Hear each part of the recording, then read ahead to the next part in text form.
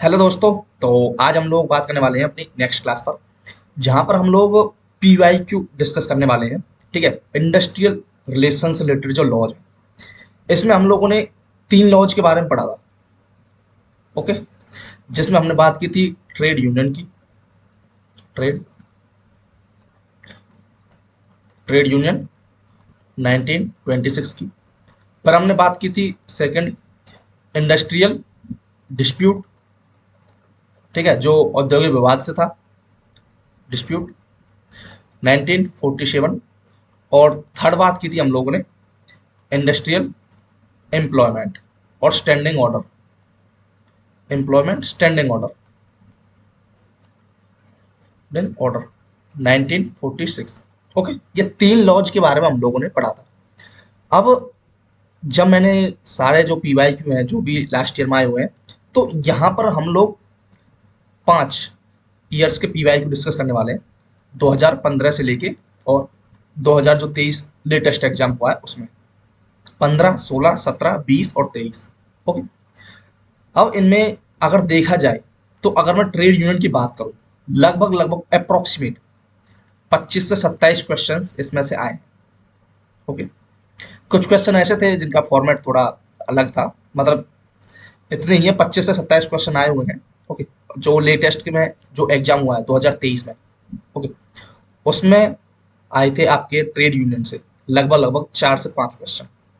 ठीक है, तो अगर मैं अप्रोक्सीमेट जो एवरेज निकालूं, पर ईयर 5 क्वेश्चन आपके आ रहे हैं, तो ट्रेड यूनियन से 5 क्वेश्चन हो गए। सेम ऐसे अगर मैं इंडस्ट्रियल डिस्प्यूट की बात करूं, इसमें से भी लगभग लगभग आपके 20 से 22 क्वेश्चन आ रहे हैं।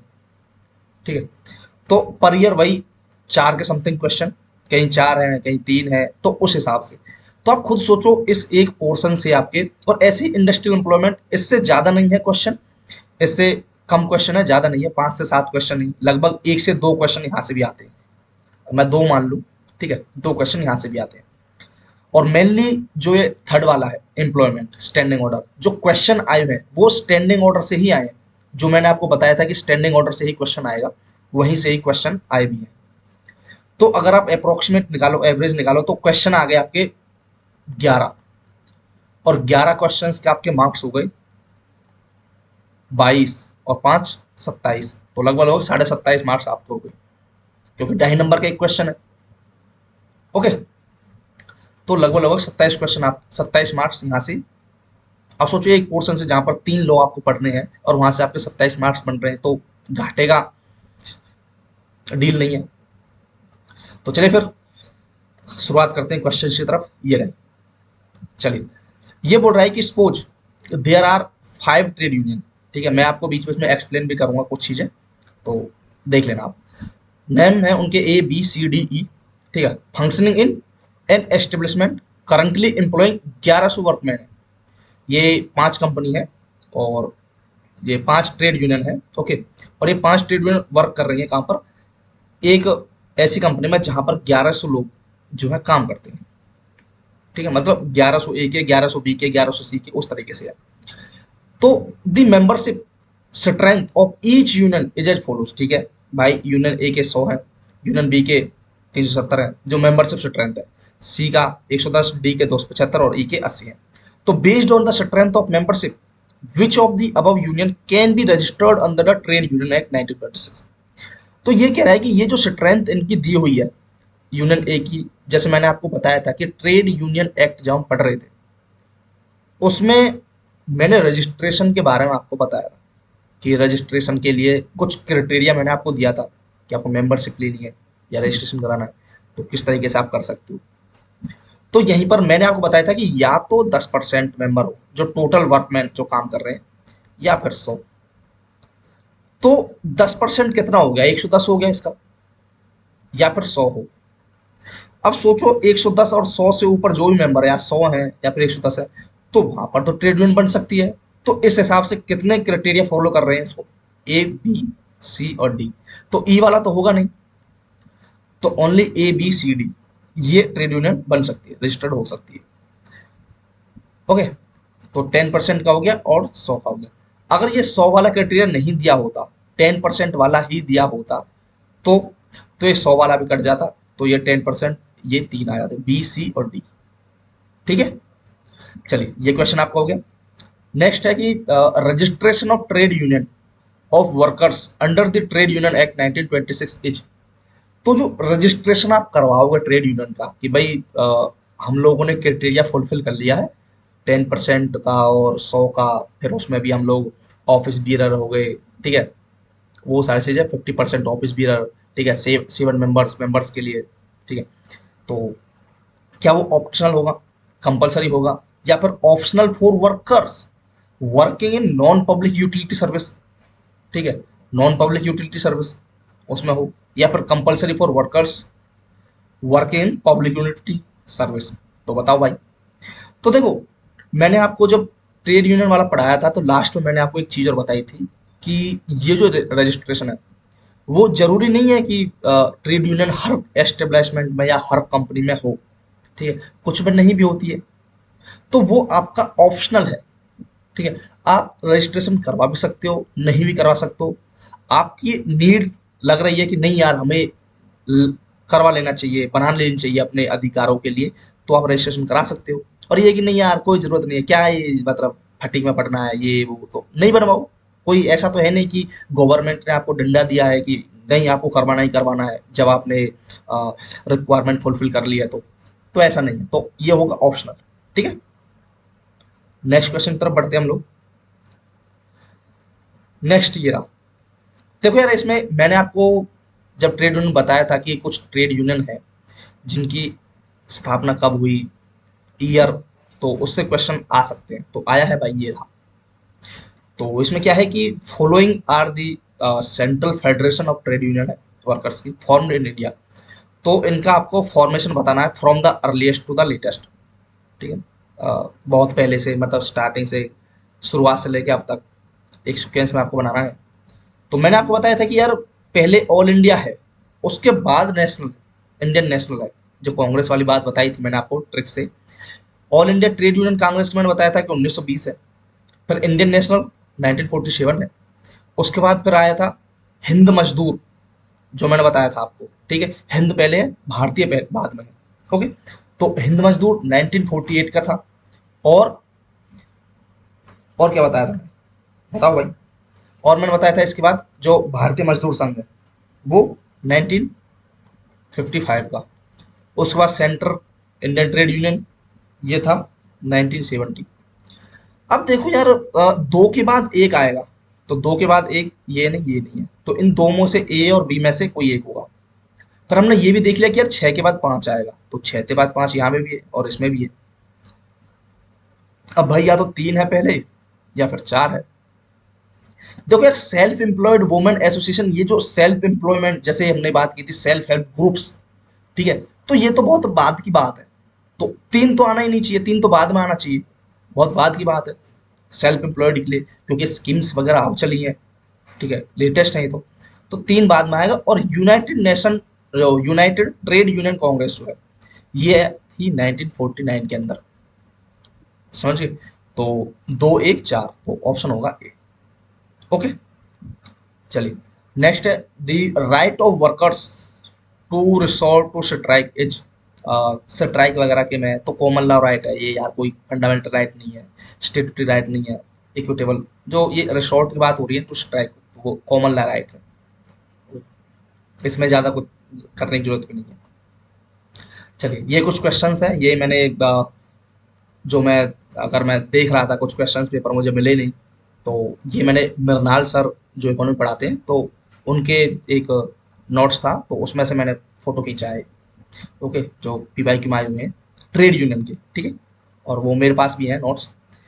तो एमसीक्यू देखते हैं। Which one of the following is an exception from the 5 functional types of unionism identified by Robert हॉक्सी।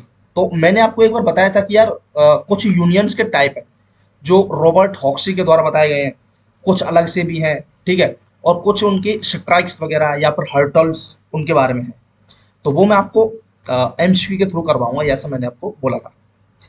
देखो यार, एक दे रखा है बिजनेस यूनियनिज्म, तो उन्होंने 5 टाइप्स बताए थे, 5।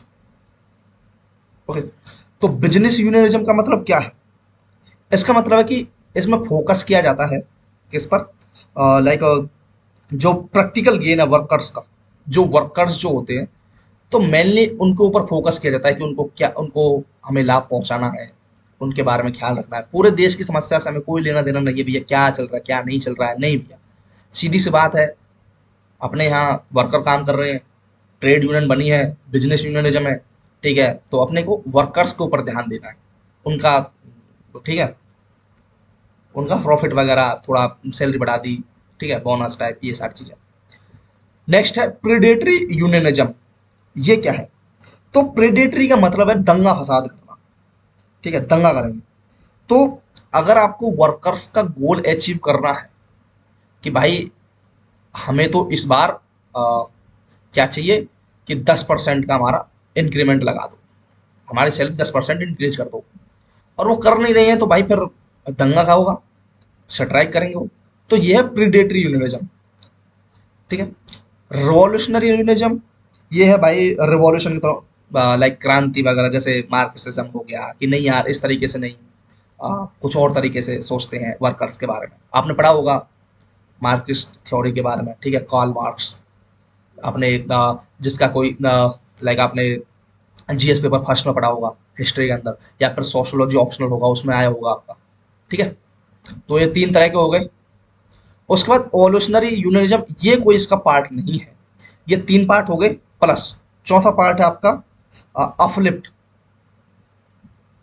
अपलिफ्ट यूनियनिज्म, इसमें क्या है कि जो वर्कर्स की लाइफ है, सीधा सा इनका मतलब यही है कि वर्कर्स की लाइफ को इम्प्रूव करना है भाई, बढ़ाना है, ठीक है, चाहे कुछ भी हो जाए, एजुकेशन के थ्रू, वर्कर्स के थ्रू। तो अपलिफ्ट का सोचो ना आप, उनको एजुकेशन दे रहे हैं, ठीक है, तो उसके थ्रू, ताकि वो पढ़ लिख जाएं, थोड़ा स्किल्स वगैरह सीख जाए, तो उससे उनकी, क्योंकि सैलरी वगैरह फिर अच्छी मिलेगी कंपनी के अंदर, तो उनकी लाइफ ऑटोमेटिकली थोड़ी बेटर हो जाएगी।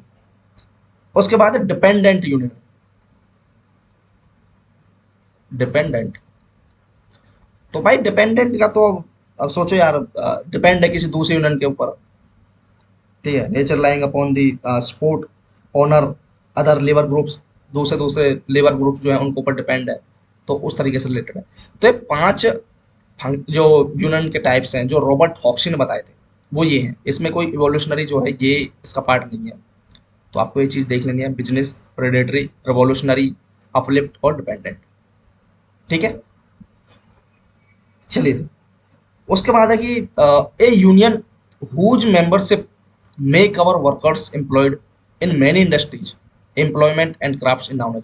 देखो यार, देखो मैंने आपको एक बार बताया था ना कि जनरल यूनियन किसे बोलते हैं, जिसमें अलग अलग इंडस्ट्री के लोग, चाहे कोई कोई और इंडस्ट्री हो, तो वो उसमें शामिल होते हैं, ठीक है।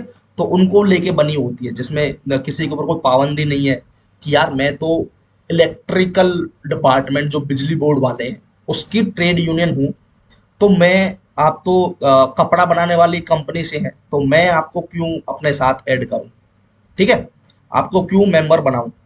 तो जनरल यूनियन में ऐसा नहीं है, चाहे आप बिजली विभाग से हैं, चाहे आप कपड़े बनाने वाले से हैं, चाहे आप किसी और विभाग से हैं, आप अगर मेंबर बनना चाहते हैं या फिर मेंबरशिप लेना चाहते हैं, तो आप ले सकते हैं। ये जनरल यूनियन का है, ठीक है। तो इसमें यही बोला गया है कि a union whose membership make our workers employed in many industries, ठीक है। तो मैनी इंडस्ट्री, अलग अलग इंडस्ट्रीज जो हैं, तो उनमें तो वो होगा जनरल यूनियन। उसके बाद फिर कुछ और भी हैं, जैसे मैं आपको बात करूं कि इंडस्ट्रियल यूनियन। तो इंडस्ट्रियल यूनियन में क्या है कि कोई स्पेसिफिक इंडस्ट्री है, स्पेसिफिक इंडस्ट्री हो सकता है वो क्राफ्ट से हो सकता है वो बिजली विभाग से हो सकता है वो जल विभाग से हो सकता है किसी और विभाग से हो, ठीक है, हो सकता है बैंक की अपनी अलग से हो, तो वो है जनरल यूनियन हो गया। क्राफ्ट यूनियन क्या है कि जो क्राफ्ट्स वगैरह, पर्टिकुलर ट्रेड हो गया या फिर क्राफ्ट्स हो गया, जैसे स्टंटमैन हो गए जो बॉलीवुड मूवीज के अंदर है, तो वो हो गए। उसके बाद रीजनल कम इंडस्ट्री लेवल यूनियन। रीजन कम, रीजन का यार खुद सोचो ना, एक पर्टिकुलर ज्योग्राफिक रीजन है, जैसे नॉर्थ इंडिया हो गया, साउथ इंडिया हो गया, तो कई बार बोलते हैं ना कि यार साउथ इंडिया के जो लाइक कोई वर्कर है, कोई एक्टर वगैरह है या फिर लोग काम करने वाले हैं, तो नॉर्थ इंडिया की मूवी में काम कर रहा है, तो वो थोड़ा मतलब उसका विरोध करते हैं कि यार ऐसे कैसे, हमारे यहाँ लोगों को कमी है क्या, तो उस तरीके से। या फिर Maharashtra state bank employees federation है, तो ज्योग्राफिक रीजन्स के हिसाब से, ठीक है। तो दो तरह की अलग अलग ट्रेड यूनियन मैंने आपको बता दी टाइप्स, एक तो रॉबर्ट कॉक्स वाले 5 टाइप्स, और यहाँ पर कुछ अलग से जो 4 टाइप्स है। देखो क्वेश्चन आ सकता है, मैं मना नहीं कर रहा हूँ, कोई पक्का नहीं है, जब 2016 में आ सकता है तो भाई 24 में भी आ, 25 में भी आ सकता है, सॉरी, ठीक है। चलिए नेक्स्ट है वाइल्ड कैट स्ट्राइक। देखो यार, अब यहाँ पर बात आती है स्ट्राइक की। तो हमने तो ट्रेड यूनियन के अंदर स्ट्राइक्स के बारे में पढ़ा भी था कि यार स्ट्राइक करते हैं, और फिर उसमें पब्लिक यूटिलिटी वाले में 14 दिन का नोटिस हो गया, और नहीं तो 6 वीक्स का तो है ही जनरल में, ठीक है। तो आपको नोटिस दे के स्ट्राइक करनी है। तो भाई अब देखो अलग अलग स्ट्राइक है। देखो वाइल्ड कैट स्ट्राइक का क्या मतलब है, सीधी सी बात मैं बता देता हूँ कि कुछ वर्कर्स जो होते हैं, वाइल्ड कैट का सीधा है झपट पड़ो एक तरह से, ठीक है, जंगली, ठीक है, वाइल्ड जंगली, बिना ऑथराइजेशन के। जैसे मान के चलो ये वर्कर्स हैं 10 से 15, इन्होंने ट्रेड यूनियन जो है उससे कोई ऑथराइजेशन नहीं लिया और डायरेक्ट स्ट्राइक कर दी, चलो भाग चलो, जो होगा देखा जाएगा। तो सेम यही है कि strike called by a group of worker on the spur of the moment without any formal notice, बिना किसी नोटिस के आप अगर स्ट्राइक कर रहे हो तो वो होगी वाइल्ड कैट स्ट्राइक, ठीक है। तो ऑप्शन इसका बी होगा। अब देखो मैंने आपको एक स्ट्राइक तो बता दी कि वाइल्ड कैट स्ट्राइक, उसके बाद अगर हमें और पढ़ना पड़े और स्ट्राइक कौन कौन सी हैं, तो भाई फिर और देख लो। वाइल्ड कैट हमने हो गई, एक होती है सेकंड जो है ऑथराइज, ऑथराइज या फिर ऑफिशियल, ऑफिशियल स्ट्राइक। तो इसमें क्या है, इसमें है कि आप परमिशन लोगे ट्रेड यूनियन से, तो ट्रेड यूनियन ने आपको ऑथराइज मतलब कर दिया है, तो और नोटिस दे दिया है इसको एम्प्लॉयर को, तो आप क्या कर सकते हो, स्ट्राइक कर सकते हो, ठीक है। जैसे आपको बताया था पब्लिक यूटिलिटी में 14 डेज का नोटिस और जनरल में 6 वीक का, ठीक है। थर्ड थर्ड है सिंपैथी स्ट्राइक, सिंपैथी स्ट्राइक। इसमें क्या है, देखो यार इसमें है कि जो बॉयकॉट करते रहते हैं, लाइक किसी सिंपैथी बटोरने के लिए, या जूनियर आर्टिस्ट वगैरह हो गया, ठीक है। जैसे किसी और के साथ जैसे सिंपैथी बटोरने के लिए काम वगैरह कर लिया, जैसे जूनियर आर्टिस्ट हो गए बॉलीवुड के अंदर, वो काम करते रहते हैं, ठीक है। तो जैसे शाहरुख खान के साथ काम कर लिया, उसके साथ काम कर लिया, तो सिंपैथी बटोरने लगे कि मैंने ये किया, मैंने वो किया, तो उस तरीके से। उसके बाद है जनरल स्ट्राइक, जनरल स्ट्राइक। इसमें क्या है, कोई बड़ी प्रॉब्लम है, ठीक है, ब्रॉड प्रॉब्लम, ब्रॉड प्रॉब्लम, उसके खिलाफ आप स्ट्राइक कर रहे हो, लाइक इन्फ्लेशन आ गया, सैलरी बढ़ा दो, ठीक है, जीएसटी को लेके, डिमोनेटाइजेशन पैसे को लेके, ठीक है। तो फिर उसके बाद है एक और कि जूरिडिक्शनल, जूरिडिक्शनल स्ट्राइक। इसमें क्या है, अब देखो यहाँ में लाइक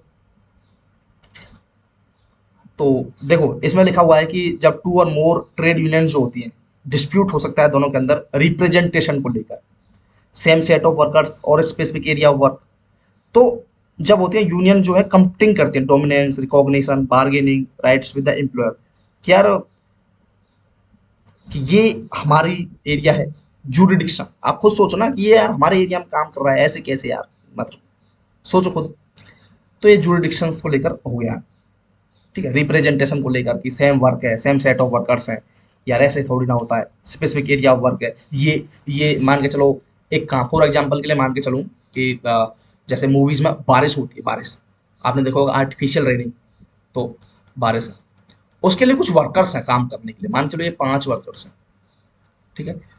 तो ये जो काम है बारिश का, तो ये 5 वर्कर्स को दिया हुआ है।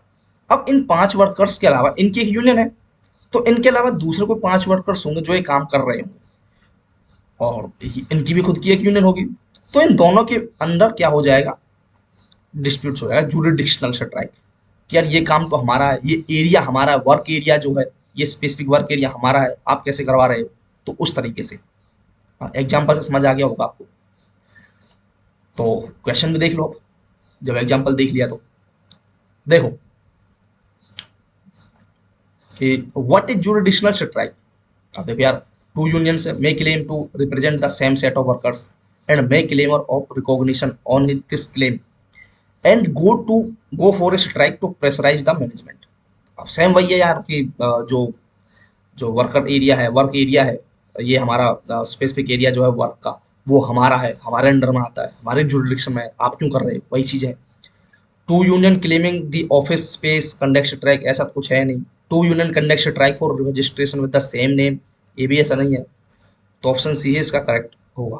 ठीक है, तो मैंने आपको जो स्ट्राइक्स हैं तो उसके अलग अलग टाइप्स कौन कौन से स्ट्राइक है, जैसे वाइल्ड कैट हो गया, ऑथराइज, सिंपैथी, जनरल, जुडिक्शनल। सेम ऐसे ही मैंने रॉबर्ट हॉक्सी के 5 ट्रेड यूनियनिज्म के बारे में बताया। उसके बाद अलग से फिर 4 ट्रेड यूनियंस के टाइप के बारे में बताया। ठीक है, चलिए आगे बढ़ते हैं। ये मैंने करवाया नहीं था, इसलिए मैंने आपको यहाँ पर थोड़ा एक्सप्लेन कर दिया है। ठीक है, और कुछ नहीं। क्वेश्चन बोल रहा है कि विच one of the following is not a trade union security measure. अब यहाँ पर देखो यार, कुछ ट्रेड यूनियन का कुछ थोड़ा टाइप्स चलता है। लाइक जैसे आप बात करोगे कि एक एरिया का बंदा है, जैसे मैंने आपको बताया था कि साउथ इंडस्ट्री के लोग हैं, ठीक है, तो वो यहाँ पर नॉर्थ इंडिया में बॉलीवुड में काम करना चाह रहे हैं। तो उनके लिए क्या चीज़ है, जैसे मान लो कोई ट्रेड यूनियन है, अलाउ करती है नॉन मेंबर को to be hired by factory owners. जैसे कोई मेंबर नहीं है ट्रेड यूनियन का, तो उसको हायर कर लिया जाए। ठीक है, ट्रेड यूनियन का मेंबर नहीं है, ट्रेड यूनियन हायर कर दिया किसी काम के लिए उसको, तो क्या वो कर सकती है, क्या नहीं कर सकती। तो उसमें क्या है, not trade union security measure. Open shop, open shop में क्या होगा कि आप किसी भी मेंबर को काम के लिए हायर कर सकते हो, उसमें कोई रोक टोक नहीं होगी, किसी तरह का कोई ऑथराइजेशन नहीं लेना पड़ेगा। ठीक है, हमारा मन है भाई, हमने उस वर्कर का काम अच्छा लगा तो हमने हायर कर लिया। बट अगर मैं और चीज़ों की बात करूं, जैसे क्लोज शॉप, तो इसमें तो आप कर ही नहीं सकते भाई, कांट। इसमें तो आप कर ही नहीं सकते, सीधी सी बात है। तो भाई मतलब ऑनर जो है वो हायर नहीं कर सकता non members of trade union. ठीक है, सेम ऐसे एजेंसी शॉप सिस्टम में क्या होता है कि इसमें आप कर तो सकते हो, यस, बट आपको कुछ फी पे करनी पड़ेगी, पे फीस। आपको कुछ मान के चलो 200 रुपये, 250 रुपये, 500 रुपये, उस तरीके से एक फीस पे करनी पड़ेगी, तब आप आ सकते हो, हायर कर सकते हो। ठीक है, और एक होता है union shop system. Union shop system में बिल्कुल यस कर सकते हो, बट आपको मेंबरशिप फीस देनी पड़ेगी, ट्रेड यूनियन की मेंबरशिप लेनी पड़ेगी भाई। ठीक है, उसके लिए भी टाइम पीरियड दिया हुआ है कि कुछ स्पेसिफिक टाइम पीरियड है, उसमें आपको मेंबरशिप लेनी ही लेनी है अपने एम्प्लॉयमेंट से पहले। ठीक है, तो ये आपका थोड़ा सिक्योरिटी मेजर्स को लेकर था, ये क्लोज ऑफ सिस्टम थोड़ा मतलब। ठीक है, ताकि कोई और बंदे हैं जो मान के चलो ट्रेड यूनियन के मेंबर्स हैं पहले से ही, तो उनका जो लाइक उनका जो रोजगार है वो ना छिने। आप खुद सोचो ना कि ये दो बंदे हैं, ए और बी। ट्रेड यूनियन चाहती है कि मैं बी बंदे को हायर कर रहा हूँ, बट ये हमारे ट्रेड यूनियन का मेंबर नहीं है, और ये जो ए बंदा है ये ट्रेड यूनियन का मेंबर है। ठीक है, और ए भी वही काम कर रहा है, बी भी वही काम कर रहा है, बट ट्रेड यूनियन को लग रहा है कि यार बी का काम जो है वो काफी अच्छा है, इससे हमें मतलब थोड़ी सी काम जल्दी हो जाएगा, स्मूथनेस आ जाएगी, अच्छे से काम होगा, क्वालिटी निकलेगी, तो मैं बी को हायर कर रहा हूँ। अब भाई बी को उसने उस काम के लिए हायर कर लिया, रोजगार किसका गया, ए का गया, जबकि वो मेंबर है ट्रेड यूनियन का। तो इसी चीज को लेकर कुछ चीजें दी हुई हैं कि अगर आप इस तरीके से क्लोज सोर्स सिस्टम में क्या होता है कि आप कर ही नहीं सकते, आपको ए को ही लेना पड़ेगा, बी को आप नहीं ले सकते। बट वहीं पर अगर एजेंसी शॉप सिस्टम है तो वो आप कर सकते हो, बट बी को क्या करना पड़ेगा, बी को एक फीस देनी पड़ेगी। अब वो ट्रेड यूनियन डिसाइड करेगी कितनी फीस देनी है, 100 रुपये, 200 रुपये, 250 रुपये, जो भी है। ओपन शॉप में तो कर ही सकते हो, कोई दिक्कत है ही नहीं, यूनियन शॉप में भी कर सकते हो, बट आपको मेंबरशिप लेनी पड़ेगी। बी क्या करेगा, मेंबरशिप लेगा। ठीक है, ट्रेड यूनियन की। अब मैंने आपको बताया था कि ट्रेड यूनियन में जब मेंबरशिप आप लेते हो तो उसकी एक मिनिमम फीस भी कटती है। रूरल वर्कर जो होगा उसकी 1 रुपये फीस, अनऑर्गेनाइज सेक्टर्स की कितनी है, 3 रुपये, और अदर्स की 12 रुपये। ठीक है, बताया था ना मैंने आपको, तो पता होगा आपको, याद होगा सारी चीजें क्या है क्या नहीं है। ओके, तो चले फिर आगे नेक्स्ट क्वेश्चन की तरफ। ये समझ में आ गया, ये मैंने उसमें एक्सप्लेन नहीं किया था क्योंकि 2016 में क्वेश्चन आए हुए हैं, जरूर नहीं है कि क्योंकि ऐसा क्वेश्चन मुझे ना तो 2020 में दिखा, ना सॉरी 2018 वाले में नहीं दिखा, नहीं सॉरी 17 वाले में। तो इस वजह से मैंने डाल दिया है कि ठीक है यार, मैं एमसीक्यू के साथ ही आपको एक्सप्लेन कर दूंगा। ओके, तो आ जाए तो आपको याद रखना है कि किस में पार्ट नहीं बन सकते, किस में बन सकते हो, किस में फीस देनी पड़ेगी, किस में मेंबरशिप देनी पड़ेगी। ये चीज आपको याद रखनी है कि अब फीस किस वाले में देनी है और मेंबरशिप किस वाले में देनी है। ओपन में तो कोई दिक्कत ही नहीं है, ओपन में तो आप कर ही सकते हो, क्लोज में नहीं कर सकते। मेन चीज है दो की, बी और डी की। ठीक है, कंफ्यूजन होगा आपको मेंबरशिप किस में लेनी है और फीस किस में देनी है। ठीक है, तो ये कंफ्यूजन दूर कर लेना बस। नेक्स्ट है विच one of the following is the correct sequence of establishment trade union. अब यार सोचो, ये क्वेश्चन 2014 का है, असिस्टेंट लेबर कमिश्नर का। अब अब क्या आप ये नहीं कर पाओगे यार, अभी थोड़ी देर पहले क्वेश्चन किया है। ऑल इंडिया है सबसे पहले तो, फिर Indian national trade union Congress है, और उसके बाद हिंद मजदूर है, उसके बाद भारतीय है। अब इसका वो बता देता हूँ, 1920, 47, 48, 55 और 70। ठीक है, ओके जी, हो गया। बताओ क्या कोई यहाँ पर, अब बताओ क्या ये क्वेश्चन कर नहीं पाओगे आप। चलिए, ये तो मैंने कराया नहीं आगे बढ़ते हैं। यहाँ देखो, अब आएगा आपको मजा। देखो, what is the minimum number of members required for registration of a trade union. बताइए भाई, 2 मेंबर, 3 मेंबर, 7 मेंबर, 10 मेंबर। ये निशान लगे हुए हैं भाई, ये तो मैंने ही खुद ने अपना पढ़ के तब निशान लगाए हैं। ठीक है, तो ये निशान नहीं देखना है भाई। तो बताओ भाई, तो वो तो मैंने आपको पहले ही बता दी थी यार कि 7 मेंबर्स चाहिए भाई, minimum number of members required for registration 7 members. और इससे अलग भी अगर देखा जाए तो 10% और 100, 50% ऑफिस बियर। सोचो, तो भाई 7 मेंबर्स होंगे। मतलब ये क्वेश्चन है, बताओ यार, 2020 में आया, सोचो 2020 का क्वेश्चन है, ईपीएफओ का। नेक्स्ट है, under the provisions of the trade union act 1926, what is the minimum number of members engaged in the establishment as workmen required for registration of a trade union। बताओ यार, देखो same same question 2014 में आया assistant labour commissioner के लिए, और same ही question 2020 में आया, सोचो यार, असिस्टेंट इन्फोर्समेंट वाले के लिए, ऑफिसर के लिए। ठीक है, अब सोचो, इसमें थोड़ा बड़ा कर दिया एंगेजमेंट, ये वो है फलाना ढिकाना, ये ऐसे वैसे। अब यहाँ देखो, एक सिंपल सी लैंग्वेज बोल दी कि मिनिमम नंबर कितने चाहिए, मिनिमम नंबर ऑफ मेंबर्स 7 है। यहाँ पर थोड़ा बड़ा कर दिया, कितने हैं। अब सोचो यार, 7 ही चाहिए, कोई ऐसा तो है नहीं। अब देखो, अब खुद खुद आप खुद देख लो यार, हमने जो पढ़ा है वहां से क्वेश्चन आ रहे हैं नहीं आ रहे, अब खुद देखो। ऊपर वाला तो मैं खुद ही बता रहा हूँ कि वो तो मैंने आपको इसलिए नहीं करवाया क्योंकि ओल्ड हो गए। ठीक है, हम लेटेस्ट ट्रेंड पर चलते हैं, क्योंकि 2000 कहाँ, 2015 कहाँ, 2000 मतलब, फिर भी मैंने आपको एक्सप्लेन कर दिया है थोड़ा बहुत। आ जाए तो आप कर सकते हो, नोट्स बना लेना, इजिली हो जाएगा। ठीक है, नहीं तो ये नोट्स जो है उसके अंदर मैं थोड़ा कर दूंगा, उसमें ऐड कर दूंगा। नेक्स्ट नेक्स्ट आप देखिए भाई, मतलब for registration a trade union, ठीक है भाई, under the trade union act 1926, which of the following is the minimum number of workers required to the employed in the establishment with which it is connected. तो बताओ यार, क्या 5% 50% की limit है, क्या 5% 50 की नहीं भी है। 10% और 100 of workers whichever is less subject to a minimum of 7। भाई साहब, ये है इसका सही आंसर, क्योंकि ये हमने पढ़ा है 7, 10%, 100। 15%, 150 का ऐसा कहीं कुछ कंसेप्ट नहीं, 12 का कहीं कुछ नहीं है, 20%, 200 का कहीं कुछ नहीं है, मिनिमम 15 का कहीं कुछ नहीं है। सोचो क्या, अब बताओ आप ये क्वेश्चन नहीं कर पाओगे क्या आप, 2017 का है। चलिए, 2014 का एक और क्वेश्चन है असिस्टेंट लेबर कमिश्नर का। Under the provisions of the trade union act 1926, what is the maximum time period for which the member of the executive and other office bearer of a trade union shall be elected? कितने मतलब maximum period के लिए उसे elect किया जाएगा भाई? Office beer, मैंने आपको बताया था 50% ऑफिस बियर के मेंबर्स, और उनकी जो मैक्सिमम टाइम पीरियड है मैंने बताया था 3 इयर्स।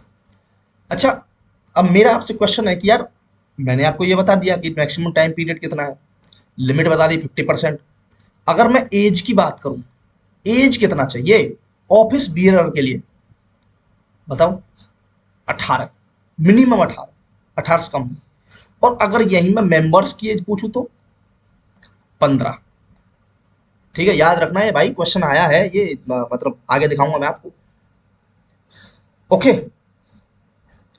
ठीक है जी, चलिए आगे बढ़ते हैं। ये रहा क्वेश्चन आपके सामने। Under the provision of trade union act 1926 ordinary, what is the minimum age of a person should have attained to become a member of a registered trade union? ये पेपर 2014, देखो यहाँ मैंने पेंसिल से लिखा भी हुआ है, ऑफिस बियर के लिए 18 साथ के साथ में। तो भाई अब सोचो यार, मेंबर के लिए, ठीक है, नॉट ऑफिस बियर, मेंबर्स अगर बनाना है ट्रेड यूनियन का तो एज 15 इयर्स मिनिमम एज। और ऑफिस बियर के लिए ऑफिस का काम देखने वाले होंगे वो 18। ठीक है, तो कर ले जाओगे, अब तो कोई दिक्कत नहीं है, अब तो मैंने दिखा दिया कैसे कैसे क्वेश्चन आ रहे हैं। तो जितना हम लोगों ने पढ़ाया उसमें तो बड़े आराम से आप ये टैकल कर पाओगे, और कुछ भी आपको नया जैसा नहीं लग रहा होगा, सिर्फ उन ऊपर के कुछ 3-4 क्वेश्चन को छोड़ के बस। ठीक है, ओके जी, चलिए नेक्स्ट क्वेश्चन ये रहा आपकी स्क्रीन पर, देखो। Under the provisions of trade union act 1926, what is the minimum amount of subscription that can be fixed for the members of a trade union of rural workers? अब मैंने आपको यार membership के लिए एक अमाउंट बताई थी कि यार मेंबरशिप अगर आपको लेनी है तो उसके लिए कितना आपको देना पड़ेगा। What is the minimum amount of subscription that you like membership fees as a members बनने के लिए। कोई रूरल वर्कर है, देखो रूरल वर्कर के लिए बोला है तो उसके लिए मैंने आपको बताया था 1 रुपी पर एनम। ठीक है, ओके। अगर कोई अनऑर्गेनाइज सेक्टर है तो उसके लिए मैंने बताया था 3 रुपए, और एनी अदर कोई है तो उसके लिए मैंने बताया था आपको 12 रुपए। ठीक है, तो भाई जब क्वेश्चन रूरल वाले से भी आ सकता है तो आपको भाई अनऑर्गेनाइज या एनी अदर से भी आ सकता है। ठीक है, ओके। सेम ऐसे ही, what is the maximum aggregate fine provided in the Trade Union Act 1926 for continuous failure of a trade union to submit returns under the act? देखो यार, अगर रिटर्न आप लाइक अपनी फाइनेंशियल स्टेटमेंट जो है वो नहीं बता पा रहे हो, उसे बताने में फेल हो गए, या फिर आप सोचो ना आपके जो रिटर्न्स है वो आप ठीक टाइम पर सबमिट नहीं करा रहे हो, तो उसके लिए कितना फाइन लगेगा? मैक्सिमम की बात हो रही है, मैक्सिमम एग्रीगेट फाइन। देखो एक मैंने फाइन बताया था आपको कि 5 रुपए पर डे। ठीक है, और अगर वीक का डिले हो रहा है, वीक का डिले, तो 5 रुपए पर वीक डिले। तो मतलब डबल डबल का सिस्टम भाई ये। अगर मान के चलो आपने 7 दिन तक कोई लाइक ये डिले कर दिया, तो 7×5 = 35 रुपए तो आपकी ये हो गए पर डे के 5 के हिसाब से, और एक वीक आपका हो गया तो इसके 5 रुपए और हो गए, तो टोटल 40 रुपए फाइन हो गया, क्योंकि एक वीक और हो गया डिले। ठीक है, बट यहाँ पर मैक्सिमम लिमिट भी मैंने आपको बताई थी, मैक्सिमम लिमिट आपकी 50 है, तो 50 से ज्यादा नहीं। सेम अगर आप फॉल्स स्टेटमेंट दे रहे हो, ठीक है, फॉल्स इंफॉर्मेशन दे रहे हो रजिस्ट्रार को, जैसे आपने ट्रेड यूनियन बना दी, ट्रेड यूनियन, ठीक है, रजिस्ट्रेशन करवा दिया, सारी चीजें, फिर सर्टिफिकेट ऑफ रजिस्ट्रेशन मिल गया, बट आपने अपनी जो इंफॉर्मेशन प्रोवाइड की रजिस्ट्रार को, वो आपने क्या किया, वो गलत इंफॉर्मेशन थी सारी चीजें। या तो आप हो सकता है कि आप जो क्राइटेरिया है वो फुलफिल नहीं कर पा रहे हो, ठीक है, तो बाद में रजिस्ट्रार को पता चला कि यार ऐसा ऐसा हो गया है, तो भाई नोटिस दिया जाएगा आपको। मैंने बताया था आपको कितने दिन का नोटिस देंगे वो लोग, ठीक है, आपको पता होगा। तो अब उसमें फाइन कितना लगेगा फॉल्स इंफॉर्मेशन के लिए, तो वो है आपके 200 रुपये, ठीक है। फॉल्स इंफॉर्मेशन के लिए 200 रुपये, और मैक्सिमम एग्रीगेट फाइन जो आप सबमिट रिटर्न सबमिट नहीं कर पा रहे हो टाइम से, तो उसके लिए 50 रुपये मैक्सिमम है। नहीं तो नॉर्मल फाइन जो है 5 रुपये पर डे है, ठीक है। तो अब जो क्वेश्चन हमने जितनी भी चीजें हमने पढ़ी हैं, तो वहां से क्वेश्चन देख लो भाई आप, कैसे कुछ क्वेश्चन आ रहे हैं, ठीक है। तो प्रैक्टिस करने की सबसे बेस्ट यही है कि आप पीवाईक्यू पढ़ोगे, टॉपिक से किस टॉपिक से किस तरह के क्वेश्चन आ रहे हैं, लेंथ कितनी है, डेप्थ कितनी है, हॉरिजॉन्टल डेप्थ कितना है, वर्टिकल डेप्थ कितनी पूछ रहे हैं, तो उस हिसाब से, ठीक है। चलिए नेक्स्ट की तरफ बढ़ते हैं। यहाँ पर देखो एक और है कि विच one of the following is not a ground for the cancellation of registration of A registered trade union under the trade union act 1926, 2017 में आया था। ये सीधा सीधा बोल रहा है कि जब रजिस्ट्रार जो होते हैं, वो जो रजिस्ट्रेशन है ट्रेड यूनियन का, उससे जब कैंसिल कर देते हैं, तो उससे क्या क्या ग्राउंड्स है, ठीक है। और ये पूछ रहा है कि नॉट ए ग्राउंड, कौन सा एक ऐसा है जिस ग्राउंड को लेकर आप मना नहीं कर सकते कि आप रजिस्ट्रेशन जो है वो कैंसिल नहीं कर सकते ट्रेड यूनियन का। तो the certificate of registration has been obtained by fraud, तो ये तो ग्राउंड है भाई, क्योंकि अगर फ्रॉड है तो फिर यू नो सारी चीजें। Trade union has contravened the provision of the act, तो बिल्कुल ये भी है। An application has been made by the trade union for cancellation of registration, तो ये भी है भाई, क्योंकि आप इसमें पहले ही दिया हुआ था कि आप या तो आप अपना लाइक एप्लीकेशन डाल दो, ठीक है, और या फिर आपने फ्रॉड कर दिया तब आपको हो जाएगा, ठीक है। फंड आप ठीक टाइम से नहीं बता रहे हो, ठीक है, violation of the provisions fund को लेकर, तो जो नहीं होगा नॉट ए ग्राउंड जो है, the general body of a trade union has shown no confidence in the office bearer, ये गलत है। कॉन्फिडेंस वाली बात हमने कहीं भी नहीं पढ़ी थी कि यार ये तो पॉलिटी वाला सीन हो गया कि यार सरकार गिर जाएगी अगर आपने नो कॉन्फिडेंस, अगर आपका विश्वास ही नहीं है, ठीक है, नो कॉन्फिडेंस मोशन पास कर दिया और वो पास हो गया भाई, सरकार गिर गई। तो ऐसा तो है नहीं कि यहाँ पर नो कॉन्फिडेंस, कॉन्फिडेंस ही नहीं दिखा रहे हैं ऑफिस बियरर, तो उसकी वजह से रजिस्ट्रेशन को कैंसिल कर रहे हैं, तो ऐसा कहीं नहीं है, ठीक है, ऐसा प्रोविजन हमने कहीं देखा ही नहीं, ठीक है। और कैंसलेशन के लिए मैंने आपको बताया था कि अगर आप जो कैंसिल कर रहे हैं रजिस्ट्रार, तो उसके लिए 2 मंथ का नोटिस आपके पास जाएगा, 2 मंथ नोटिस। कौन भेजेगा? रजिस्ट्रार, ठीक है, रजिस्ट्रार आपके पास 2 मंथ का नोटिस भेजेगा, ठीक है, हो गया। तो यहाँ पर हमारे आई थिंक हाँ आई थिंक हमारे यहाँ पर क्वेश्चन जो है ट्रेड यूनियन वाले वो तो फिनिश हो गए, ठीक है, लगभग बहुत सारे क्वेश्चन हमने कर लिए हैं, ठीक है। तो चलिए अब बात करते हैं हम लोग ये इंडस्ट्रियल डिस्प्यूट एक्ट की, तो उनके क्वेश्चंस आ गए। चलिए भाई इनके भी क्वेश्चंस कर लेते हैं। ये जो क्वेश्चंस स्टार्टिंग के 5 क्वेश्चंस ये हमारे 2023 में जो एपीएफसी का और ईओ वाला एग्जाम दो हुआ था उसमें आए थे 5 क्वेश्चन, दोनों का मिला के, ठीक है। 2-3 उसमें आए थे, आई थिंक 2 आए थे एपीएफसी वाले में, और ईओ वाले में 3 आए थे, ठीक, तो वो भी देख लेते हैं। ये रही, इसमें बोल रहा है कि भैया which one of the following statement relating to conclusion of conciliation, जैसे मैंने आपको बताया था कि कॉन्सिलिएटर्स बैठते हैं कि डिस्प्यूट्स को निपटाने के लिए, ठीक है। तो conciliators proceedings under the industrial dispute act 1947 is not correct, ये चीज आपको जरूर याद रखनी है लास्ट में कि वो करेक्ट पूछ रहा है नॉट करेक्ट पूछ रहा है। ऐसे में आपके 2-3 क्वेश्चन गलत हो जाते हैं, फिर बाद में पता चलता है कि यार 2.5 नंबर का नुकसान हो गया, और जब इतने बड़े एग्जाम्स में आप दे रहे हो तो भाई वहां पर 1-1 नंबर की वैल्यू है। तो इसका सीधा सा मतलब है कि कॉन्सिलेटर्स की जो प्रोसीडिंग्स है उसके कंक्लूजन को लेकर, ठीक है, तो कौन सी स्टेटमेंट इससे रिलेटेड है जो करेक्ट नहीं है। तो it is concluded on the date when a memorandum of settlement is signed by the parties, तो क्या ये सही है? तो ये तो सही है, करेक्ट, गलत तो है नहीं, क्योंकि यार वो सीधा सीधा पूछ रहा है ना कंक्लूजन को लेकर। देखो which one of the following statement relating to conclusion of conciliation proceeding, जो कॉन्सिलिएशन प्रोसीडिंग्स जो हो रही है, मान चलो डिस्प्यूट्स हो गया तो दोनों किसी मेंबर के पास गए, मान चलो लेबर कोर्ट में, ट्रिब्यूनल्स में, तो वहां पर जो कॉन्सिलेटर्स जो बैठे होते हैं, ठीक है, तो उनकी जो प्रोसीडिंग्स चल रही है under the industrial dispute act 1947 not correct, तो उनकी प्रोसीडिंग्स को लेकर क्या करेक्ट नहीं है।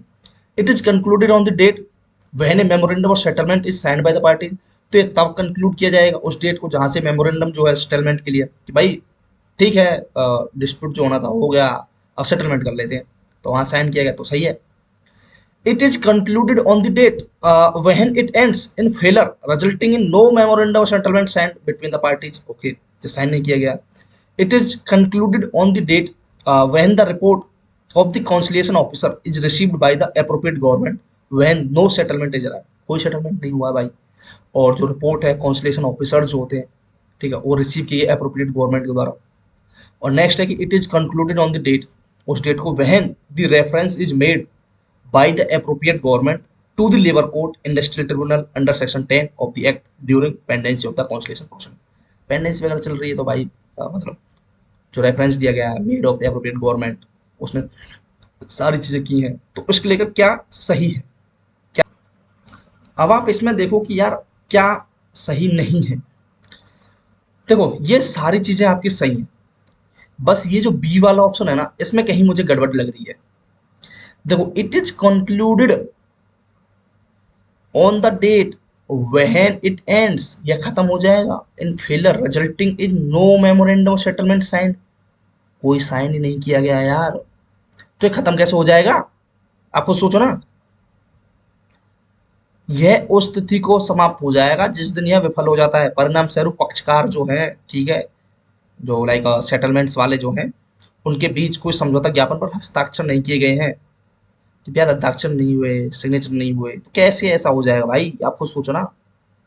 बाकी ये चीज़ सही है कि कोई समझौता नहीं हो पाने की स्थिति में सुलह अधिकारी की रिपोर्ट पर प्राप्त हो जाती है, ठीक है भाई, समझौता नहीं हो पा रहा, सुलह अधिकारी जो उसको रिपोर्ट मिल गई, थर्ड वाली सही है, फोर्थ भी सही है, बस ये बी वाला जो है वो इनकरेक्ट है, ठीक है।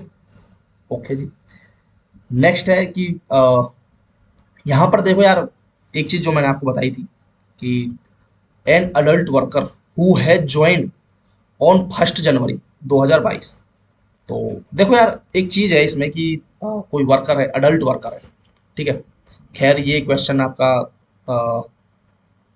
लाइक उससे स्टैंडिंग ऑर्डर, ओहो ओके ओके ओके ठीक है, स्टैंडिंग ऑर्डर से है, तो चलिए भाई कोई दिक्कत नहीं, देखते हैं, कोई परेशानी तो है नहीं, ठीक है।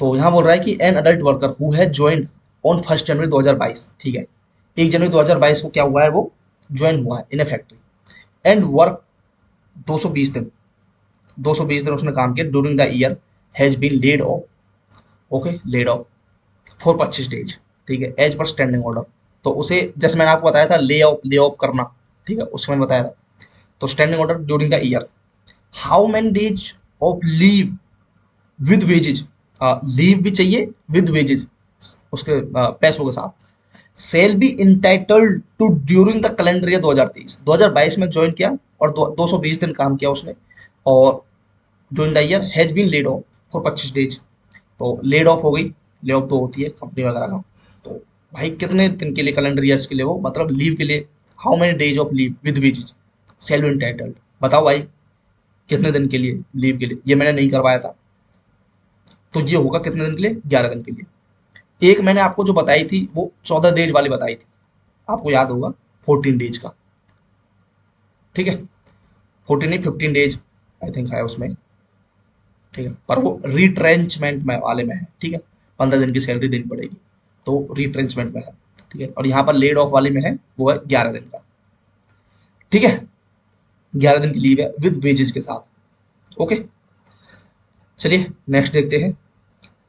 नेक्स्ट है आपका कि स्टैंडिंग ऑर्डर्स, मैंने आपको फिर बताया था कि इसी से ही मेनली क्वेश्चंस पूछे गए हैं भाई। देखो as per the provisions of the industrial employment standing order act 1946, standing order shall come into operation, अच्छा ठीक है, स्टैंडिंग ऑर्डर्स जो है वो ऑपरेशंस में आएंगे after the expiry of how many days from the date on which copies of the order of the appellate authority are send to the employer and to the trade union. भाई बताओ भाई, कब से, आपको सोचना कितने दिन के अंदर अंदर ये जो है, क्या जो स्टैंडिंग ऑर्डर्स हैं वो ऑपरेशन में माने जाएंगे।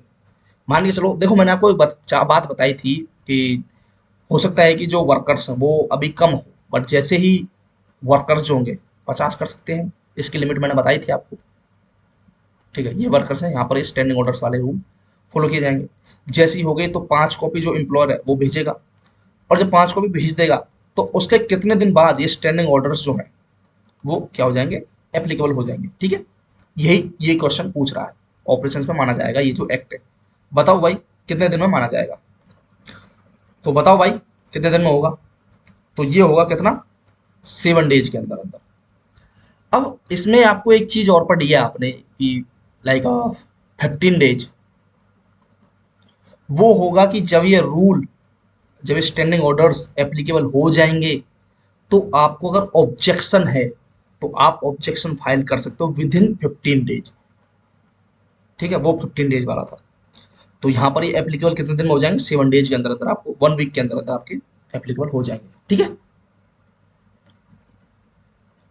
Applicable sorry, standing orders shall come into operations after the expiry of how many days. हाँ सही है, 7 दिन के अंदर अंदर, मतलब ऑटोमेटिक क्या हो जाएंगे, ऑपरेशन आ जाएंगे। ठीक है, चलिए उसके बाद है, ये मैंने 15 डेज वाले बता दिया। 15 डेज क्या है, अगर आपको इन रूल्स के अगेंस्ट, जैसे मानिए चलो जो एम्प्लॉयर है आपकी कंपनी का, जो मालिक है, उसने स्टैंडिंग ऑर्डर्स बना के भेजे, ठीक है, रजिस्ट्रार के पास, और ठीक है उसके 7 दिन के बाद, ठीक है, उन्होंने बोल दिया कि हाँ ठीक है, ओके, सब चीज़ सही है, और दिखा दी भाई, क्योंकि कॉपी जो 5 कॉपी है ना, उनमें से एक जो रजिस्ट्रार है वो भेजेंगे भाई, जो ट्रेड यूनियन वगैरह बना रखी है उनके पास जाएगी, या फिर वर्कर्स का जो लीडर है, यूनियन लीडर है, उनके पास जाएगी। तो अगर उन्हें लग रहा है कि नहीं यार, इनमें कुछ रूल्स ऐसे हैं जो मतलब हमारे हित में नहीं है और हमें ऑब्जेक्शन फाइल करना है, तो विद इन 15 डेज आप कर सकते हो। 15 डेज का कॉन्सेप्ट ये था। तो 7 दिन के अंदर अंदर एक्सपायरी ऑफ 7 डेज, ये में क्या हो जाएंगे आपके, ठीक है, ऑपरेशन में आ जाएगा ये जो एक्ट है, जो स्टैंडिंग ऑर्डर्स है। ठीक है, जो बना के भेजिए। नेक्स्ट है कि विच of the following relating to the grievance redressal committee under the industrial dispute act 1947 is not correct। Not correct बता रहा भाई।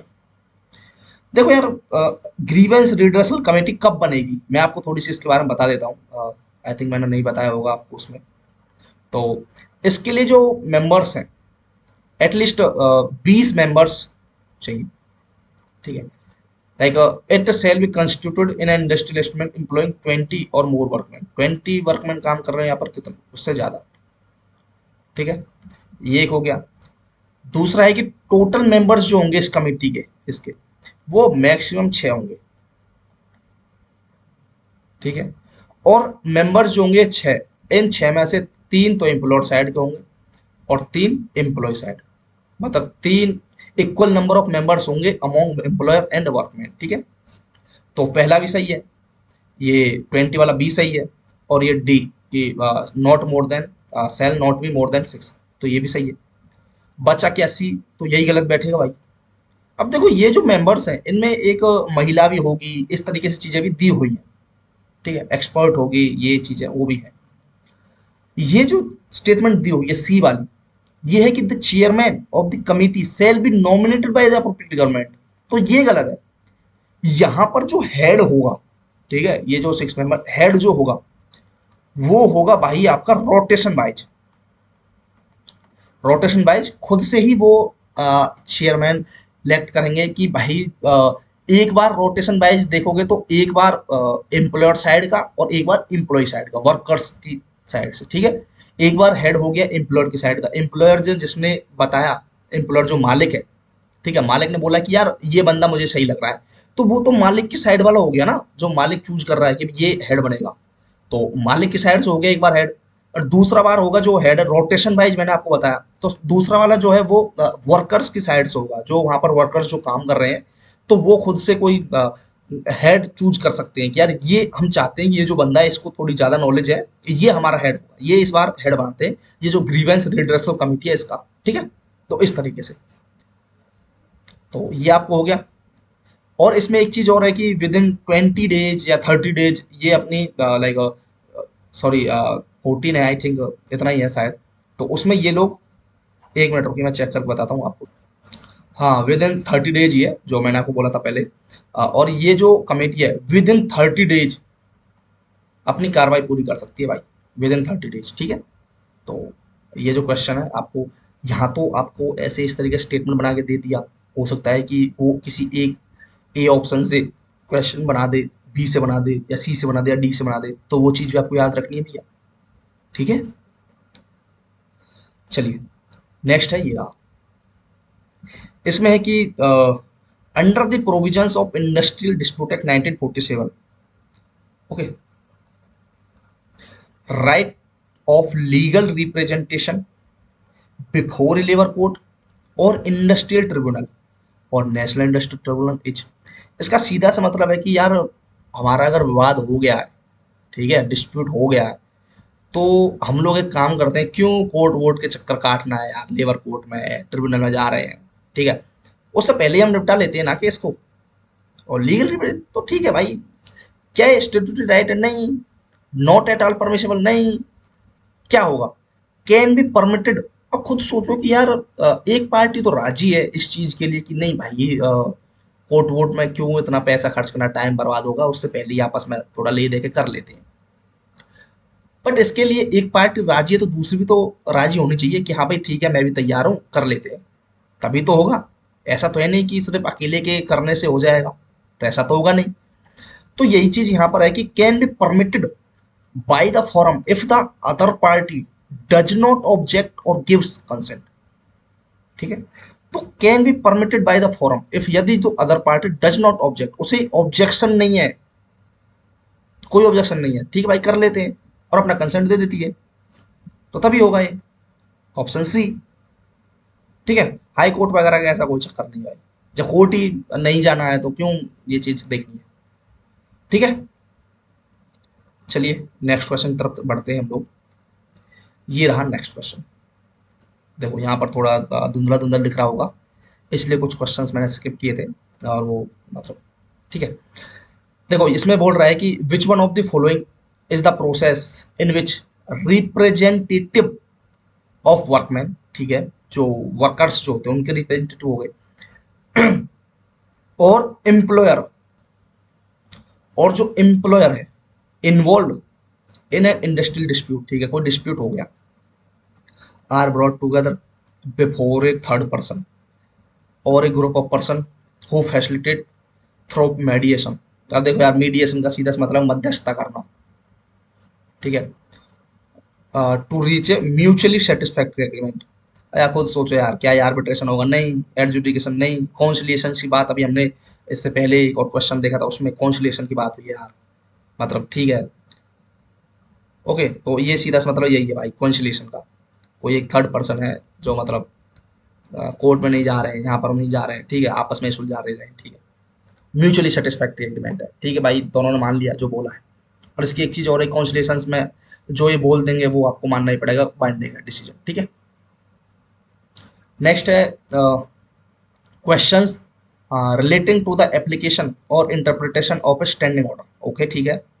स्टैंडिंग ऑर्डर को लेकर अगर मान के चलो कोई जैसे मैंने आपको बोला था कि यार हमें तो ऑब्जेक्शन फाइल करना है कि ये जो स्टैंडिंग ऑर्डर है उसमें कुछ चीज़ें गलत हो गई, खराब, standing order certified under the industrial employment, तो मे बी रेफर टू, किसके सामने जाके हम लोग कर सकते हैं, ठीक है, क्वेश्चंस उठाना है तो हम किसके सामने, सीधी सी बात है, लेबर कोर्ट के सामने, वही सारी चीज़ें देखने पर, ओके ठीक है जी।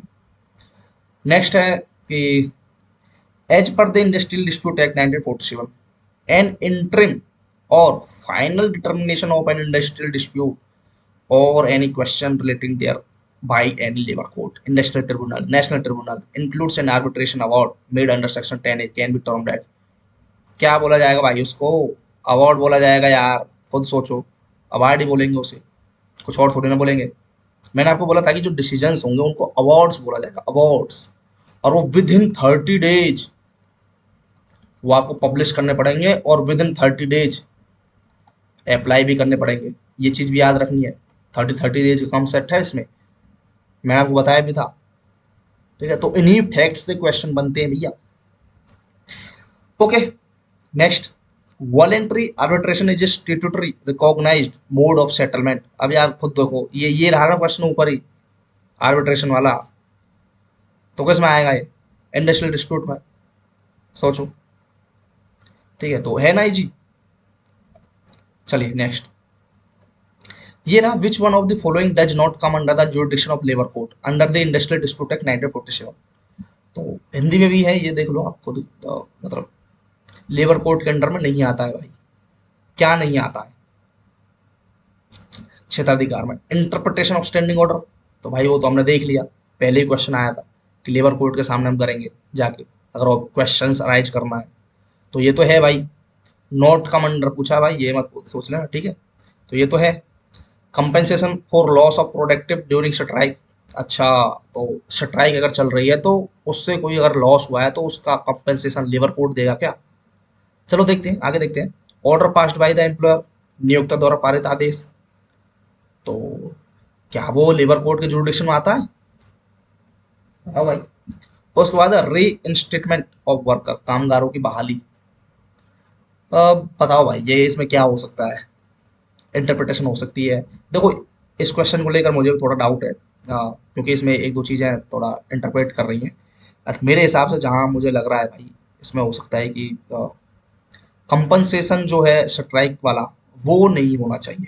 ठीक है, order pass by the employer, order ने कोई जैसे स्टैंडिंग ऑर्डर है, देखो देखो देखो, चलते चलते चलते, इंटरप्रिटेशन करना हो तो लेबर कोर्ट के पास जाएंगे। Order pass by the employer, उसको लेकर कोई क्वेश्चंस वगैरह हो तो लेबर कोर्ट के अंडर में जुरिडिक्शन में है। री इंस्टेटमेंट ऑफ वर्कर, वर्कर्स की अगर बहाली कर देते हो किसी अदर, मतलब कोई रीजन की वजह से, और वो रीजन लीगल नहीं है, ठीक है, मतलब ऐसे ही, मतलब जेलिसी होके निकाल दिया उसको, ये वो ऐसे इतना चार्ज लगा दिया, ये कर दिया, वो कर दिया, तो ये चीज मतलब लेबर कोर्ट में फिर वर्कर जा सकता है भाई।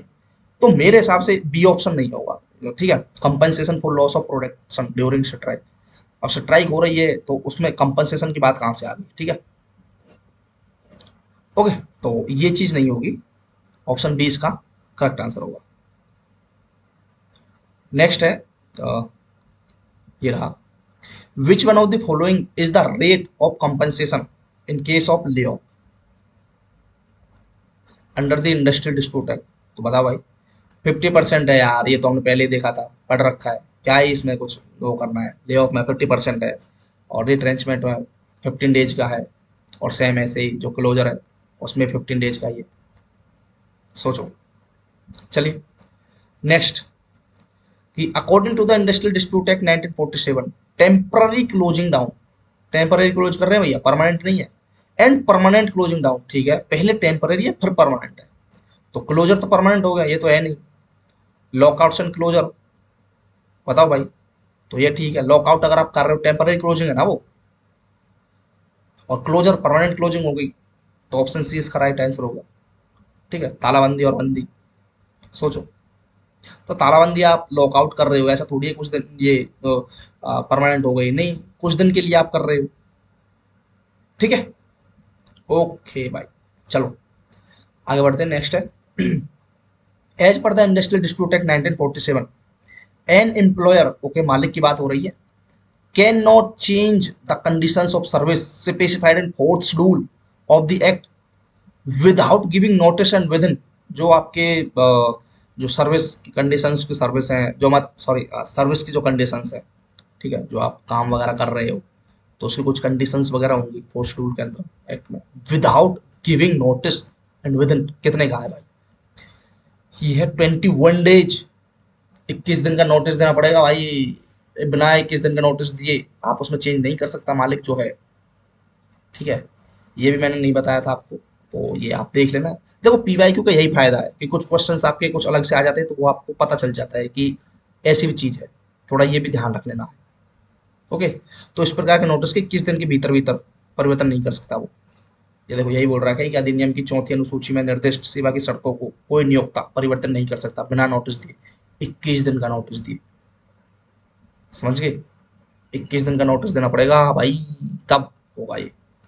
चलो भाई ठीक है, नेक्स्ट है, तो लगभग खत्म ही है क्वेश्चन। एक क्वेश्चन और है। According to the industrial dispute act 1947, which one of the following can not be raised an industrial dispute by a trade union of workers. यार देखो, ट्रेड यूनियंस जो है वो ऐसी कौन सी चीज है इनमें से जिसको लेकर वो एक डिस्प्यूट क्रिएट नहीं कर सकती, जिसको लेकर क्वेश्चन रेज नहीं कर सकती कि ये आपने गलत किया है। ठीक है, not raise, can not raise. ठीक है। स्टॉपेज ऑफ एनुअल इंक्रीमेंट, अगर आप एनुअल इंक्रीमेंट को खत्म कर दोगे तो भाई उसको लेकर तो कर सकती है, ऐसा तो है नहीं। डिनायल ऑफ प्रमोशन, आप प्रमोशन भी नहीं रोक सकता जो मालिक है कंपनी का। तो अगर प्रमोशन रोक दिया जो हकदार है, अब उसको लेकर भाई पर तो ट्रेड यूनियन आगे आएगी ही। यार जो बंदा हकदार है, इतने काम इतने सालों से कर रहा है, एक्सपीरियंस है, नॉलेज है बंदे को, एजुकेशन क्वालिफिकेशन ठीक है, तो आप क्यों उसका प्रमोशन नहीं मतलब रोक रहे हो। रिकॉग्निशन ऑफ ट्रेड यूनियन, इसको लेकर भी कर सकता है भाई श्रमिक संघ की मान्यता। जो नहीं कर सकता है वो ये है कि डिस्चार्ज ऑफ प्रोबेशनर। प्रोबेशनर मतलब कोई ट्रेनिंग पर आया है तो उसको डिस्चार्ज कर रहे हो, तो भाई ट्रेनिंग टाइम पीरियड उसका खत्म हो गया ना, तो वो डिस्चार्ज कर दिया।